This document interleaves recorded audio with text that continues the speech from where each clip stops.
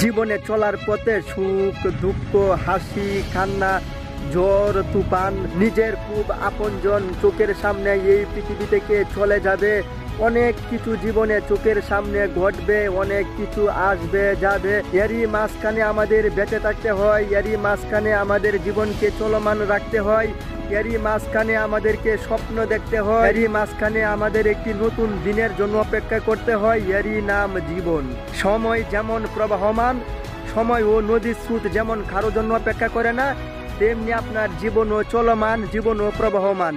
তাই আপনার এই জীবনে যেহেতু ঝড় তুফান হাসি কান্না সবকিছুর মাঝখানে আপনাকে বেঁচে থাকতে হবে, তাই আপনাকে নিজের জীবনটাকে একটু ভালোভাবে একটু সুন্দর করে উপভোগ করার জন্য আপনাকে জীবনে একটি লক্ষ্য স্থির করে নিতে হবে।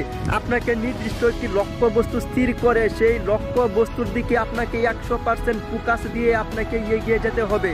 তাহলে সেই লক্ষ্য বস্তুটির কাছাকাছি আপনি যেতে পারবেন, সেই লক্ষ্য বস্তুটি আপনার হাতে এসে ছোঁয়া দিবে।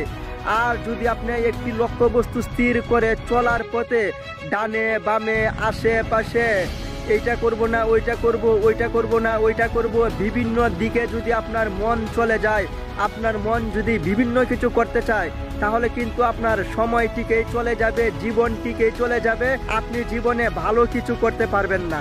তাই আপনাকে যে কোনো একটি নির্দিষ্ট লক্ষ্য বস্তু স্থির করে সেই লক্ষ্য বস্তুর দিকে আপনাকে ফোকাস রেখে কাজ করতে হবে। যত ঝড় তুফান যত বাধা বিঘ্নই আপনার আসুক না কেন, আপনাকে হাল ছেড়ে দিলে হবে না, আপনাকে থেমে থাকলে হবে না।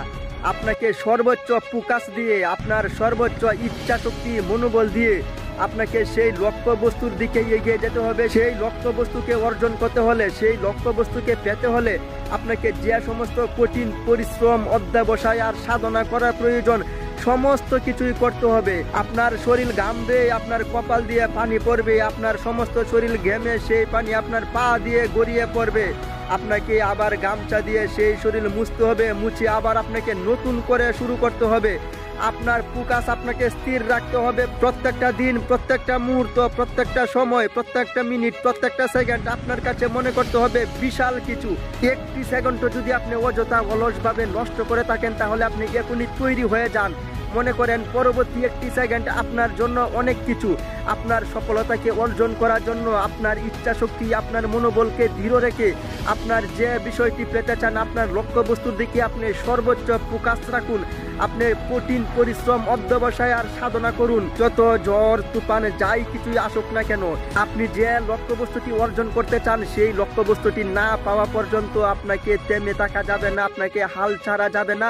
আপনাকে কঠিন অধ্যবসায় পরিশ্রম আর সাধনা করতে হবে। যদি আপনার মধ্যে কঠিন অধ্যবসায় পরিশ্রম আর সাধনা করার মন মানসিকতা থাকে আর আপনার ফোকাস যদি 100% ঠিক থাকে, তাহলে ইনশাল্লাহ একদিন না একদিন আপনি সফলতা পাবেন। সফলতা একদিন না একদিন আপনার কাছে এসে হাত টানিয়ে দিবে।